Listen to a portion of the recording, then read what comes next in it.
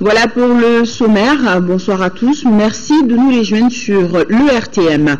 Le président de la République, Ibrahim Boubacar Keïta, vous le savez, au Nigeria. Il est arrivé hier soir d'Abuja où il prenait part aux festivités du centenaire d'unification du Nigeria. Ce État africain qui est aujourd'hui la première puissance économique subsaharienne avec un taux de croissance annuel de plus de 7%. La cérémonie a été marquée par la présence d'une quinzaine de chefs d'État, nous précisent nos envoyés spéciaux à Abuja, Brahma Traoré et Adama Kamara. Au Centre international de conférences d'Abuja, tout respirait de solennité.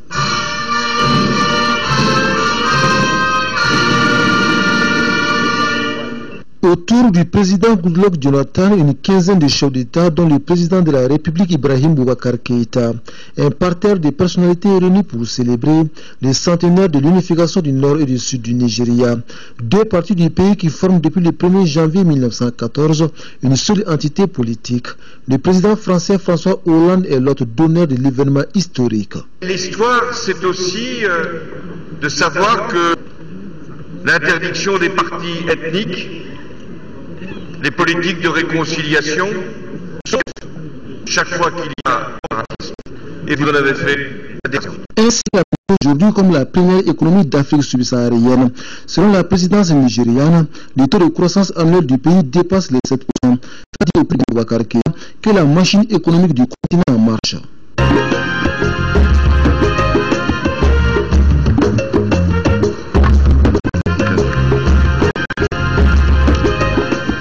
La section du centenaire de la réunification des protectorats nord et sud du Nigeria m'offre l'heureuse occasion de vous présenter mes sincères félicitations à vous ainsi qu'au peuple et au gouvernement du Nigeria.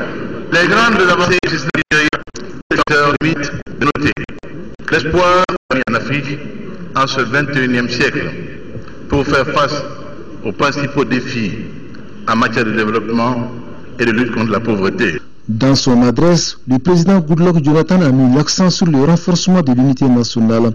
100 ans après l'unification des protectorats du Nord et du Sud, le vivre ensemble reste un défi au Nigeria. Occasion donc pour le chef de l'État nigérian d'inviter ses compatriotes au dépassement de soi et à placer au-dessus de tout la stabilité et le développement du pays. Le centenaire du Nigeria a été marqué par une conférence sur la paix, la sécurité et le développement en Afrique. Une conférence au cours de laquelle la France s'est engagée à former 20 000 soldats africains par an. L'annonce a été faite par le président français François Hollande. L'objectif visé est d'aider les Africains à mieux assurer leur propre sécurité. Retrouvons nos envoyés spéciaux. Pas d'avenir pour l'Afrique sans la sécurité, une évidence sur laquelle semblent s'accorder les dirigeants du continent. En marge du centenaire de l'unification du Nigeria, François Hollande a mené une réflexion sur la thématique sécurité, paix et développement en Afrique. Le chef de l'État français rappelle une fois de plus, c'est aux Africains d'assurer leur propre sécurité. Toutefois, assure François Hollande, la France jouera toute sa partition dans ces processus. J'ai décidé de modifier profondément le dispositif militaire français en Afrique, avec moins de forces statiques installées sur des bases, mais beaucoup plus de mobilité et de coopération avec les armées africaines. Je me suis donc engagé à ce que la France forme chaque année 20 000 soldats africains. Et je souhaite agir avec l'Union africaine, ici représentée, et que je salue, et l'ensemble des organisations régionales, et particulièrement, je suis ici à Abuja, avec la CEDEAO. L'aide la plus précieuse est certainement celle qui provient des Africains eux-mêmes, d'où l'invitation du président du Bénin, Yayi Boni, à agir ensemble et à mutualiser les efforts pour répondre efficacement aux crises sécuritaires du continent. Le président nigérien d'ajouter qu'il faut une collaboration transfrontalière franche et sincère. Récemment, une attaque du groupe islamiste Boko Haram a fait 49 morts au nord-est du Nigeria. Elle a été fermement condamnée par le président de la République, Ibrahim Boubacar Keïta, pour qui le Mali soutiendra toutes les initiatives visant à combattre les forces du mal. Je viens d'un pays qui, pour avoir payé un très lourd tribut, c'est désormais le prix de la paix et de la sécurité. Pourquoi, au nom de mon pays, le Mali, je voudrais souhaiter à ce pays frère et ami qu'est le Nigeria le meilleur, la paix, la stabilité et la victoire totale contre le terrorisme insensé auquel votre vaillant peuple fait face. La mise en œuvre des conclusions et recommandations auxquelles nous parviendrons à l'issue de cette conférence permettront certainement de trouver une solution aux nombreux défis en matière de paix, de sécurité et de développement. Aller au-delà des discours et poser des actes concrets contre le terrorisme, tel semble être désormais l'engagement des dirigeants du continent. Un engagement nécessaire sans lequel toute action de développement est vouée à l'échec. Le séjour nigérian du président de la République a aussi été marqué par la traditionnelle rencontre avec les Maliens d'Abuja. Les échanges ont porté sur la situation de nos compatriotes, l'évolution de la crise au nord du Mali et la lutte menée par le gouvernement contre la corruption et la délinquance financière. Bourama Traoré, compte rendu. La communauté malienne vivant au Nigeria est forte de 10 000 personnes, avec laquelle le président de la République Ibrahim Boubacar Keïta a eu une rencontre à l'ambassade du Mali au Nigeria. Cette rencontre a permis au chef de l'État de s'enquérir des conditions de vie de nos compatriotes et de leurs préoccupations. Les Maliens du Nigeria ont félicité le président de la République pour les actions menées ou en cours pour une sortie définitive de la crise. Les exposés commencent à se concrétiser au niveau des différents secteurs, notamment en ce qui concerne la relance des activités socio-économiques, les retours des réfugiés et des personnes déplacées, la réconciliation nationale, la diplomatie préventive à travers le renforcement de la coopération au niveau sous-régional avec les pays voisins et tous les pays du continent et à travers le monde. Face à ses compatriotes, le président de la République a tenu un langage de vérité. Le respect des lois et règlements du pays d'accueil est une obligation pour chaque Malien vivant au Nigeria, dixit Ibrahim Boubacar Keïta. Et je souhaite que, ici, vous vous comportiez de manière à ce que chacun de vous se comporte comme un ambassadeur du Mali. Pas seulement Malien, mais vous tous. Votre comportement peut servir ou desservir l'honneur du Mali. Ce droit, personne n'est là. Personne n'a ce droit-là de déshonorer le Mali. Ce que j'ai dit par rapport au Mali extérieur, je l'ai dit et je le ferai, mais à condition que vous soyez dans le comportement digne. Seul digne du Mali. Ça, je tiens énormément. Le respect des lois du pays d'accueil. Le respect de soi qui passe par un comportement exemplaire en tout temps et en tout lieu. Et le chef de l'État de rassurer les Maliens du Nigeria que tout sera mis en œuvre pour améliorer leurs conditions de séjour. Les missions diplomatiques, dit-il, doivent jouer correctement leur rôle d'assistance à nos compatriotes. Les missions diplomatiques du Mali ont une mission rigoureuse d'assistance aux Maliens. Quoi qu'ils fassent. Quoi qu'ils fassent. Et toute mission qui l'obligerait serait rappelée maintenant à l'ordre. Si vous dites cela, que je rappelle l'ambassadeur ou le consul n'est pas un problème pour moi. Dans la mesure où il y aurait un niveau des Maliens avérés, ils n'ont rien à faire dans ce cas à l'extérieur. Je suis très clair là-dessus. Ce n'est pas un propos de campagne, pas une menace, mais un fait que je dis et que j'ai commencé à mettre en application. La communauté malienne au Nigeria reste préoccupée par la situation sécuritaire au nord du Mali, particulièrement à Kidal. Un combat auquel elle entend apporter tout son soutien au président de la République. Sur la question, la position du Mali est déjà connue selon Ibrahim Boubacar Keïta. Nous sommes clairs. Il y a pour moi 2 lignes rouges infranchissables. Pas d'indépendance, pas d'autonomie. Nous souhaitons faire de l'économie de violences inutiles. Mais qu'on ne s'y trompe pas. Nous tendons la main. Nous voulons la paix. Nous souhaitons que nous dialoguions et que par le dialogue politique, nous arrivions à l'apaisement. Mais s'il fallait, nous serons prêts.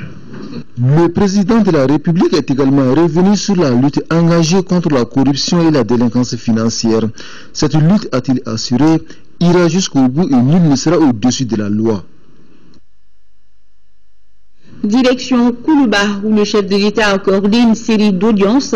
Il a reçu successivement cet après-midi Nadia Vallaud-Belkacem, le ministre des Droits des Femmes, porte-parole du gouvernement de la République française, et Cham Aya Diallo, ambassadeur du Mali à Genève. Si avec la première, il a été question des droits des femmes, avec la seconde, la paix et la coopération entre notre pays et la Fédération helvétique a été abordée. Amadou Sankaré, compte rendu. Najat Vallaud-Belkacem est la première personnalité à être reçue par le président de la République, Ibrahim Boubacar Keïta. Au cours des échanges, la question relative aux droits des femmes a été évoquée. Avec le président Ibeka, nous avons passé en revue les différents secteurs où nous pouvons coopérer. Nous pouvons coopérer sur la lutte contre les violences faites aux femmes, sur l'accès à la justice pour faire en sorte que les violences sexuelles, par exemple celles qui ont été commises au Nord Mali pendant la crise, soient bel et bien poursuivies, que les victimes soient bien accompagnées. Nous pouvons aussi coopérer ensemble sur l'accès à l'autonomie des femmes, l'accès à l'autonomie économique, par la formation, par le soutien à l'entrepreneuriat féminin. Ce sont des sujets que nous avons évoqués. Lors de votre séjour, vous avez certainement rencontré les femmes maliennes, souvent dans leur lieu de travail. Qu'est-ce que vous avez constaté sur le terrain? Que ce sont des femmes puissantes, vraiment. Mais je repartirai d'ici avec l'image de femmes puissantes. J'ai eu la chance en 2 jours d'avoir un programme très intense où il m'a été donné de voir aussi bien des femmes politiques, des femmes présidentes d'associations, des femmes chefs d'entreprise. Bien sûr qu'elles n'ont pas encore toute la place qu'elles devraient avoir, notamment parce que la loi pour l'instant n'a pas encore intégré les quotas, la parité, etc. Peut-être que ça viendra. Mais en tout cas, lorsqu'elles prennent leur destin en main, on voit bien qu'elles sont capables de s'engager dans 10 associations en même temps, d'être extrêmement actives, de tout mener de front, la vie de famille, la vie professionnelle. La deuxième audience est celle accordée à la diplomate Aya Cham Diallo. Elle est venue entretenir le chef de l'État des opportunités qu'offre sa représentation diplomatique pour notre pays. La place de Genève est par excellence le centre de la diplomatie multilatérale. Et donc une place où effectivement le Mali peut tirer davantage profit de toutes les opportunités qui s'offrent à nous au plan diplomatique.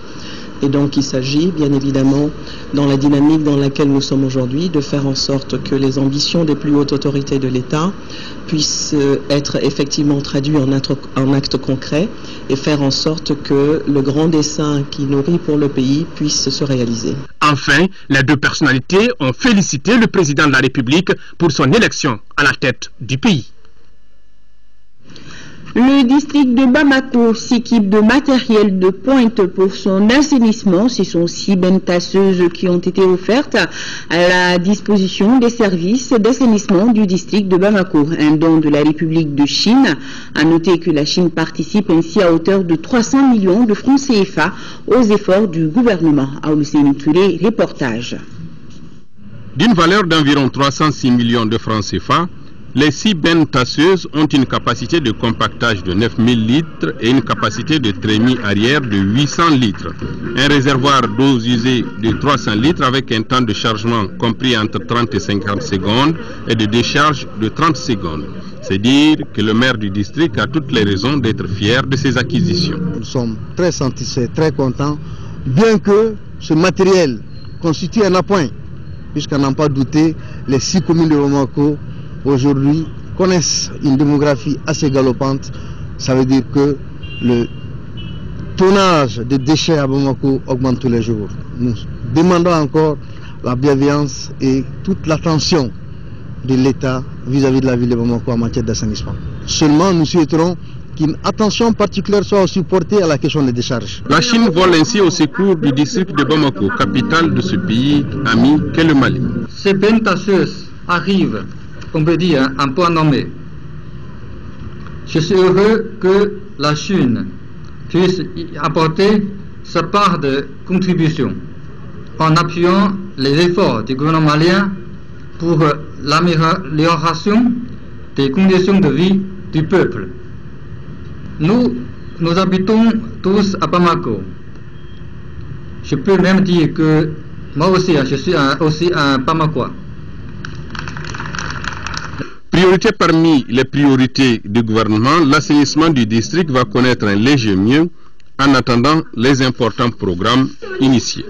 Le ministère de l'Environnement et de l'Assainissement concrétise au quotidien sa ferme volonté de mettre en œuvre ses priorités, à travers notamment l'achèvement des travaux d'aménagement de la décharge contrôlée compacte de Numbougou pour les villes de Bamako et de Koulikoro, la prise en compte des activités d'assainissement dans les programmes de reconstruction et de relance économique, l'actualisation du schéma directeur de drainage des eaux pluviales et d'assainissement des eaux usées dans le district de Bamako, le programme d'urgence d'assainissement actuellement en cours et qui permettra l'évacuation d'environ 300 000 m3 d'ordures ménagères de 9 dépôts de transit dans les différentes communes du district.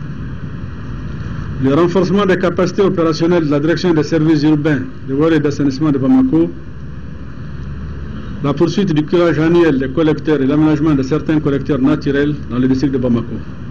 La Chine s'engage également à fournir des équipements de bureaux pour le district et les régions du Nord.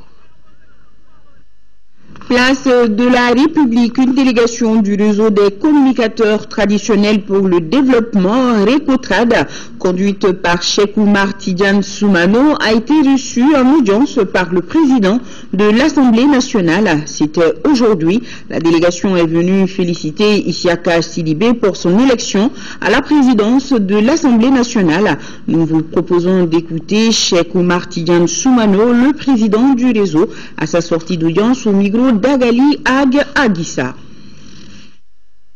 On rend grâce à Dieu. Le réseau de communicateurs traditionnels pour le développement existe depuis la nuit des temps. L'Assemblée nationale du Mali étant une institution, il était de notre devoir régalien de venir féliciter ses élus et leur faire comprendre qu'est-ce que c'est que le Recotrad. Nous vivons avec eux. Monsieur le Président de l'Assemblée nationale, avec ses proches collaborateurs, nous ont très bien reçus. Et on a eu une petite séance de travail qui était à l'adresse du Mali. Et pour votre information, nous aujourd'hui, nous sommes là au nom de l'ensemble des membres du Recotrad du Mali pour venir féliciter l'Assemblée nationale, surtout le président, la tâche qui lui a été confiée. Et nous sommes là pour l'accompagner et lui donner des conseils, lui prodiguer tout ce que les Nyamakala du Mali savent dans l'intimité de ce pays-là. Comme je vous l'ai dit, je le répète et je ne cesse de le répéter, les Nyamakala sont dans l'intimité de tout ce qui regarde ce pays-là. Et l'Assemblée nationale est les élus du peuple. Alors ils ont besoin de certaines informations intimes, ils ont besoin de certains conseils intimes, ils ont besoin de certains travaux éloquents. Alors nous sommes là pour ça et on a parlé de ça. Auparavant, le président de l'Assemblée nationale avait reçu l'ambassadeur de la République d'Iran au Mali, le docteur Ali Reza, et rien n'a filtré de la séance de travail des deux personnalités. Une délégation du Conseil économique, social et culturel du Mali, conduite par son président Djamil Bitar, a pris part aux travaux de l'Assemblée générale de l'UCESA, tenue du 18 au 21 février 2014 à Dakar. Le thème de la dite Assemblée générale a porté sur quel système éducatif pour améliorer l'insertion socio-professionnelle des jeunes africains. A souligné que notre pays assure depuis septembre 2013 la vice-présidence de l'UCESA. Une assemblée générale tenue à Dakar. Et nous avons ce communiqué du Conseil économique, social et culturel dans le cadre de l'élaboration du recueil annuel 2014 des attentes, des besoins et des problèmes de la société civile, conformément aux dispositions de l'article 107 de la Constitution. Des missions du Conseil social et culturel se rendront dans les régions administratives du Mali à partir du 2 mars 2014. Elles vont rencontrer les représentants de la société civile, les syndicats, les organisations socio-professionnelles, les associations, les ONG et l'administration. Remise de matériel, le Royaume des Pays-Bas vient de mettre à la disposition du ministère de la Justice un lot de matériel de bureau. Ce matériel est destiné aux juridictions du Nord et le tribunal de première instance de la commune 3. Le compte-rendu de la remise, c'est avec Lamine Keïta. D'une valeur de 270 millions de francs CFA, cet équipement est composé de mobilier de bureau, de matériel informatique et divers. Il est destiné aux juridictions du Nord et au tribunal de première instance de la commune 3 du district de Bamako. Le geste a été salué par le ministre de la Justice, pour qui il traduit l'excellence des rapports entre le Royaume des Pays-Bas et le Mali. Cette coopération en son volet judiciaire qui a donné au Mali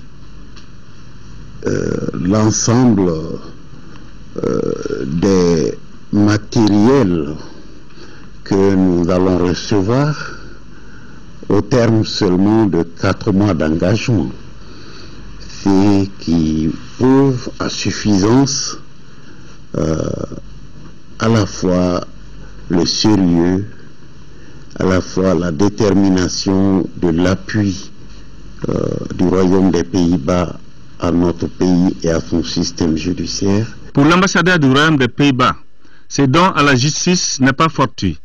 Il doit permettre de mieux instaurer l'état de droit au Mali après la crise. La population du Mali, il attend une justice qui est présente, qui fonctionne et qui peut produire une valeur ajoutée pour la population, qui peut être un symbole de l'état de droit.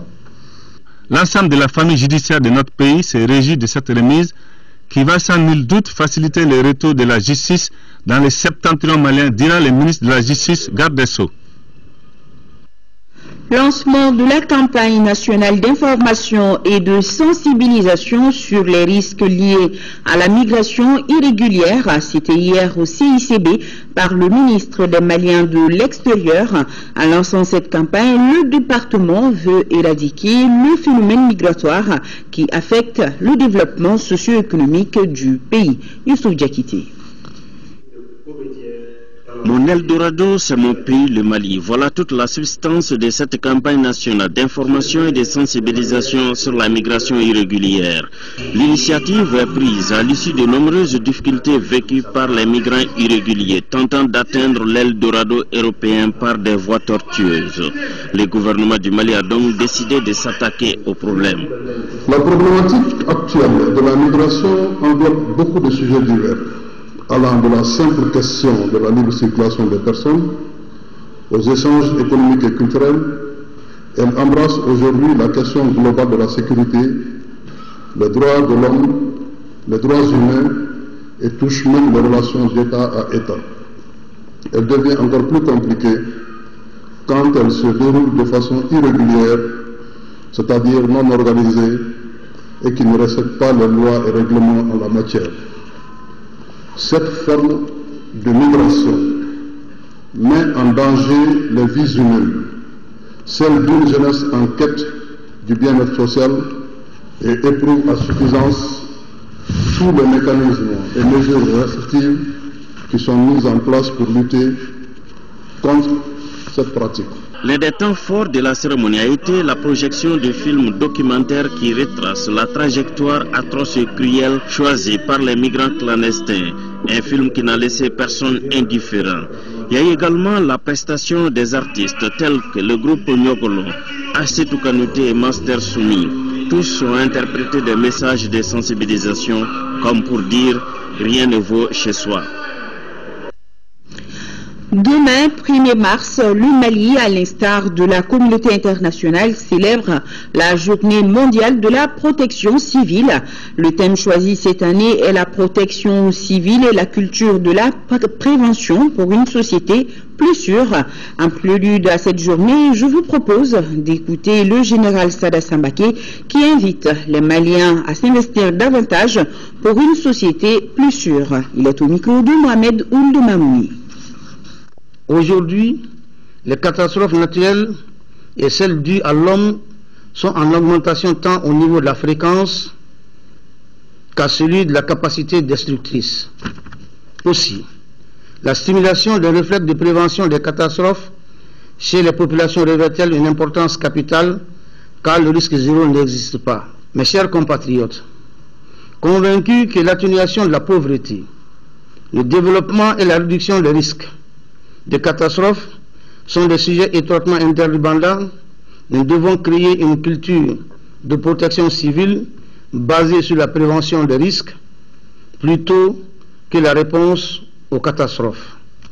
À cet effet, je lance un vibrant appel au pouvoir public, aux services techniques de l'État, aux enseignants, aux ordres professionnels et associations, aux collectivités décentralisées, aux organisations de la société civile et aux partenaires techniques et financiers à s'investir davantage en vue de l'érection d'une société plus sûre et de communautés plus résilientes aux catastrophes dans notre pays.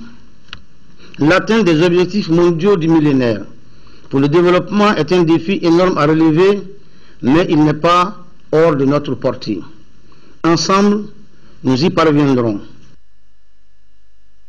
Et toujours en parlant de la célébration de la Journée internationale de la protection civile, à noter que cette journée intervient dans un contexte marqué par les réformes majeures au sein de la protection civile ici au Mali. Il s'agit par exemple de l'adoption des projets de textes législatifs et réglementaires pour une meilleure gestion des risques de catastrophe.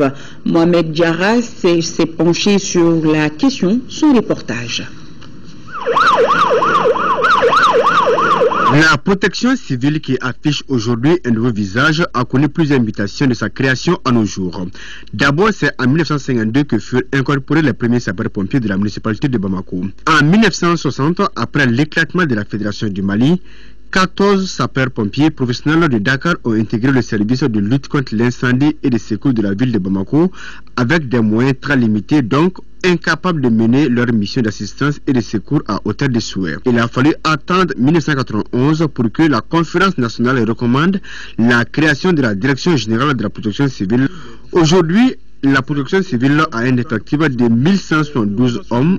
Ces dernières années, les soldats du feu sont intervenus dans plusieurs domaines, que ce soit les inondations, les incendies, les accidents de la circulation, pour lesquels ils interviennent le plus. À titre d'exemple, en 2013, il a été enregistré plus de 12 000 interventions de la protection civile avec 8 700 cas d'accidents pour près de 10 000 en 2012. Ce n'est pas tout. Du 1er janvier au 30 septembre, ça s'élève à 7565 sorties. Pendant ces sorties-là, on a pu enregistrer 13 393 victimes, dont 233 morts et 13 160 blessés. La protection civile n'est pas restée en marge des actions de solidarité pendant la crise de 2012. Elle était présente au moment des actions d'assistance et d'aide aux populations des régions occupées. Mais elle est sollicitée aussi dans le rapatriement de nos compatriotes réfugiés ou refoulés. Aujourd'hui, la réforme des forces de défense et de sécurité est en cours et la protection civile ne demeure pas en reste. Le ministre Sarah Samake a rencontré, c'était le 31 octobre dernier, le staff de la protection civile. La ponctualité, c'est la première qualité d'un homme. Il faut être ponctuel, à l'heure.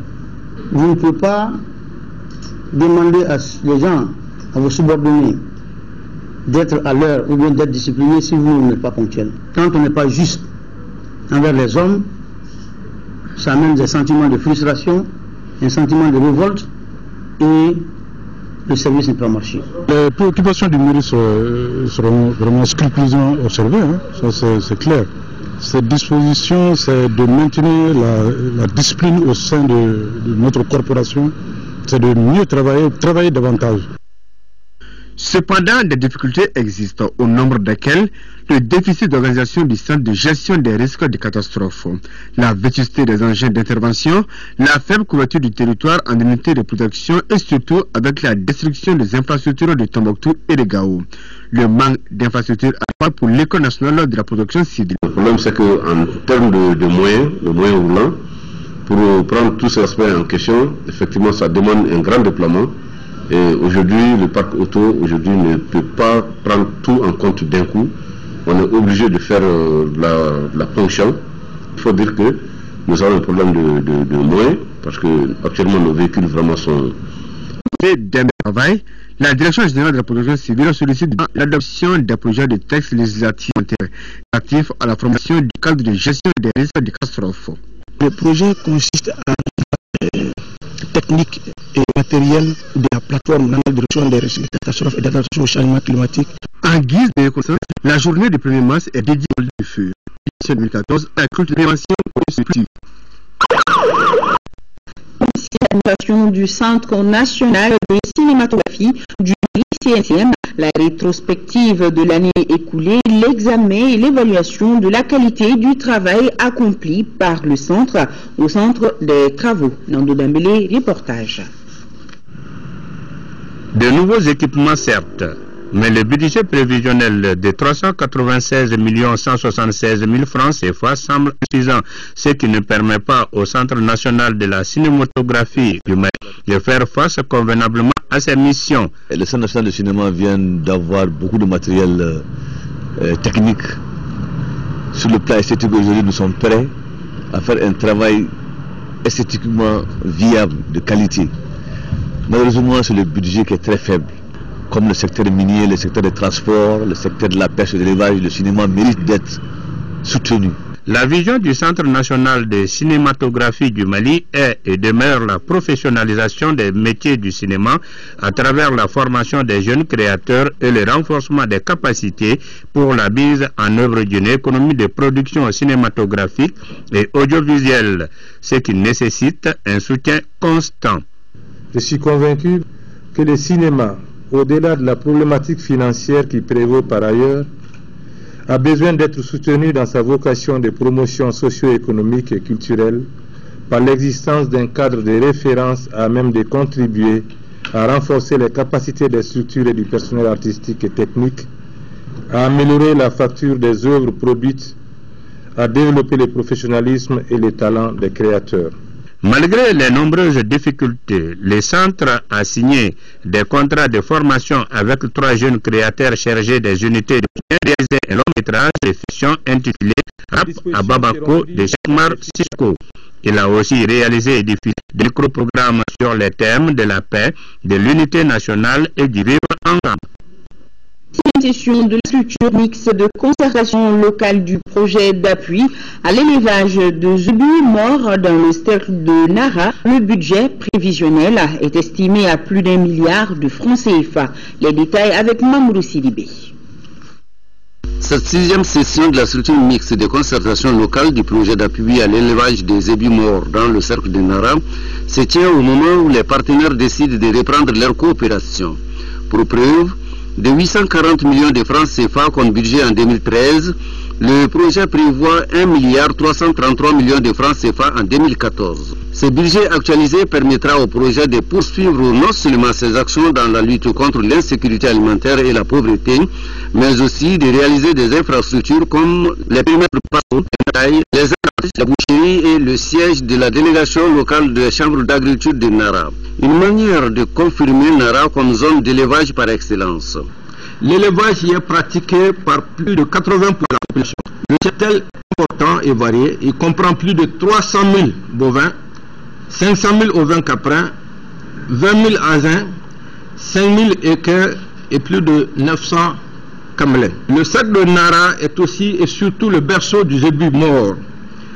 Cette race bovine est réputée pour ses qualités laitières et bouchières. À cela ne tienne, le projet doit faire face à certaines difficultés. Il s'agit de la délocalisation d'une partie de l'équipe suite aux menaces terroristes, de l'insécurité résiduelle persistante dans le cercle de Nara.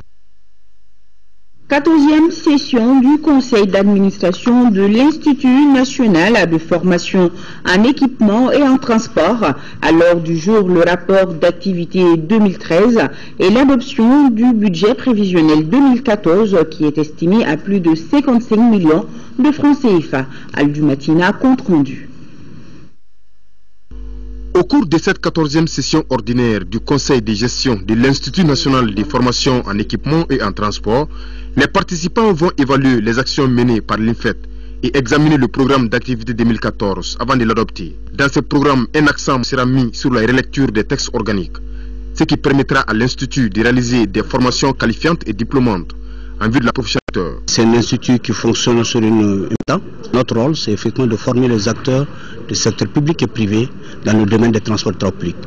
Et pour cela, nous avons besoin d'un peu plus de ressources humaines compétentes, un peu plus de thèmes de formation bien appropriés, correspondant aux besoins des employeurs. Vous faites œuvre dans le domaine des travaux publics, transport, habitat, urbanisme, cartographie et topographie. Pour atteindre cette année sa mission d'utilité publique, il prévoit un budget de 556 635 000 francs CFA. Cette année, nous ambitionnons d'aller un peu plus. Notre objectif, c'est d'aller vers la requalification des jeunes diplômés du Mali. La requalification, ça veut dire quoi? Ça veut dire faire en sorte que un jeune qui est sorti de l'école, de l'ESICA, de l'UG, mais qui n'est pas opérationnel, que l'on puisse l'aider à le rendre opérationnel. L'IFET est un établissement public à caractère scientifique, doté de la personnalité morale et de l'autonomie financière.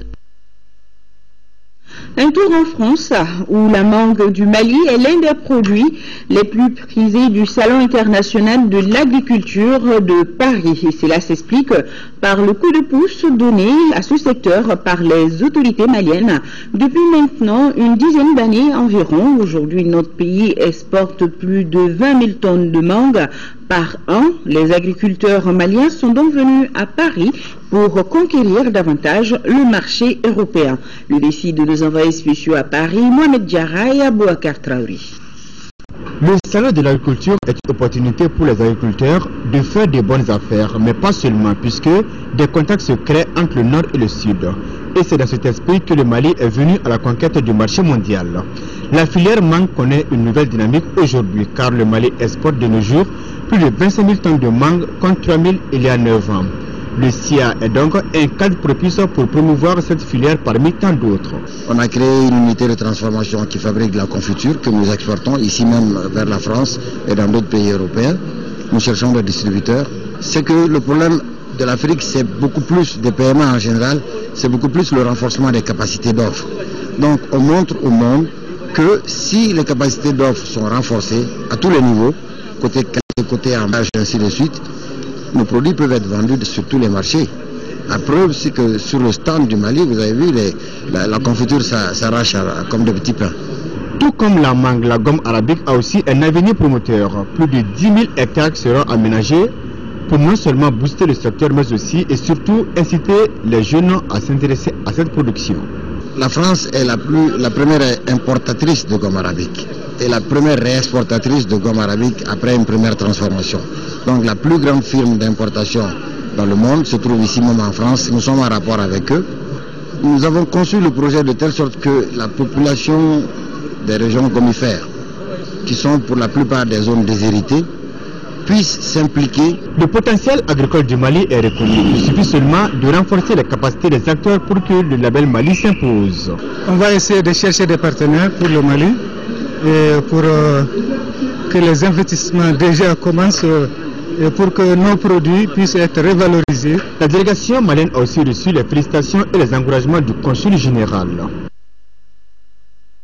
Le projet d'appui à la sécurité alimentaire de l'ONG Femmes et Développement accompagne les populations des communes de Djaka et Tenenkou. Pour cela, il vient de lancer une campagne de lutte contre les déchets plastiques dans ces localités.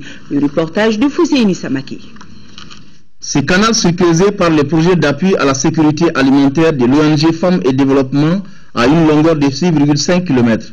Il permettra le drainage d'eau du fleuve Niger à la mare Massako dans la commune de Djaka. Cette action favorisera les activités agro-silvopastorales dans les communes de Djaka et Tenenkou, d'où la satisfaction des bénéficiaires. Cette canal va nous servir. Merci. Femmes et Développement ne veut pas s'arrêter en si bon chemin.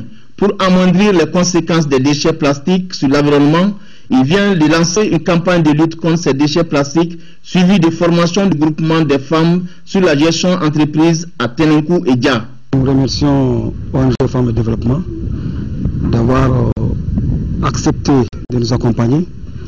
Elle est en train de lutter contre les déchets plastiques. Elle est vraiment là pour nous aider dans tout ce qui concerne le développement dans le secteur de Tenenkou. C'est pour apporter la petite pierre de l'ONG Femmes et Développement au développement de ces deux communes-là. nous intervenons dans le cadre de la sécurité alimentaire, mais également dans le cadre de l'accès à l'eau potable, mais aussi à l'hygiène ou assainissement. Les femmes qui ont intervenu, vous avez vu qu'elles connaissent plus ou moins les conséquences des déchets plastiques. Ce projet qui a démarré en août 2013 pour une durée de 8 mois a permis la distribution des céréales, semences, intrants agricoles et équipements agricoles pour l'atteinte de la sécurité alimentaire dans le cadre du programme d'appui à la société civile PAOS-2. Et d'un lancement à un autre, celui-ci s'est effectué dans la 5e région. Il est à l'actif de l'ONG Action de promotion humaine. Il concerne le projet trinal de consolidation de la sécurité alimentaire au pays d'Ogon, celle de Badjangara, pour un coût de plus de 483 millions de francs CFA. Jules Sambou Sissoko, correspondance. Après le projet trinal de renforcement de la sécurité alimentaire à Banyangara au pays d'Ogon, voici venue la phase triennale de consolidation de la sécurité alimentaire, dont la mise en œuvre permet bien entendu de consolider les actions positives du premier, d'un coût global de 483 800 financé par Miserior d'Allemagne et Caritas Suisse avec un apport local. Le présent projet triennal de l'ONG APH a des objectifs et activités bien précis. La sécurité alimentaire de 4130 ménages les plus vulnérables de 50 villages de 8 communes. Les activités principales portent essentiellement sur l'amélioration de la production et la productivité maraîchère, céréalière et animale, ainsi que la gestion de l'environnement. Au regard de sa transversalité, le projet trinal vient en appui des efforts des autorités en charge du Mali. Notre pays, avec le soutien de ses partenaires, s'est fixé comme objectif de vaincre la faim et garantir la sécurité alimentaire sur le territoire national et prioritairement dans les communes structurellement déficitaires en produits agricoles et agroalimentaires. Une présentation du projet dans ses moindres détails a mis fin à cette cérémonie à Banyangara au pays d'Ogon où la nature par endroits est très hostile. Et cette nouvelle pour ouvrir la page sport dans le cadre des éliminatoires de la Coupe des Nations féminines, Côte d'Ivoire a battu Mali au stade Modibo Keïta. On se rappelle à l'aller jouer à Abidjan, les ailes footballeuses se sont déclinées 0-4. À présent du basketball, fin d'heure au Palais des Sports de Bamako, du tournoi de la paix, de l'amitié et de la solidarité. Victoire de la Côte d'Ivoire sur le Mali par le score de 64 à 37. Assouni nous en parle. La nouvelle salle de basket du Palais des Sports abrite la cérémonie de clôture du tournoi de la paix, de l'amitié et de la solidarité. Le public a massivement répondu à l'appel et on notait la présence très remarquable du Premier ministre chef du gouvernement, Oumar Tatamli. Le Mali et la Côte d'Ivoire en vert se retrouvent en finale. Les Ivoiriennes semblent avoir poussé des ailes devant les Maliennes qui peinent à retrouver leur marque.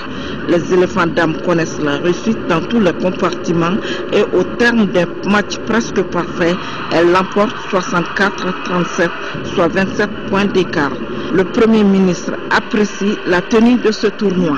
Ils ont fait preuve de bravoure et se sont tenus à nos côtés pour défendre des valeurs qui sont celles qui se sont concrétisées sur les terrains de sport pendant toutes ces journées, qui sont des valeurs de réalisation de soi, d'épanouissement. Et cette jeunesse africaine, ça nous a offert tout à fait à la raison pour porter l'émergence du continent.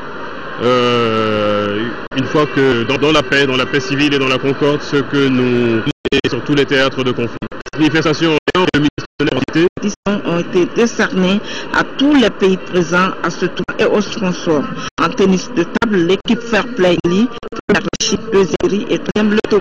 La Guinée-Conakry se console avec le titre du Fair Play en activité et au gagnant est l'Algérie. En pôle, le gros lot au Mali qui se classe premier, du Burkina Faso et du Sénégal. L'équipe du Burkina reçoit le trophée de Fair Play. Enfin, en basket, la Côte d'Ivoire est médaille d'or. La deuxième place est pour le Mali avec la médaille d'argent et la médaille de bronze et le Fair Play sont revenus à la courageuse équipe du Burkina Faso. Sport, toujours du football avec la 16e de finale de la Ligue des Champions, match aller.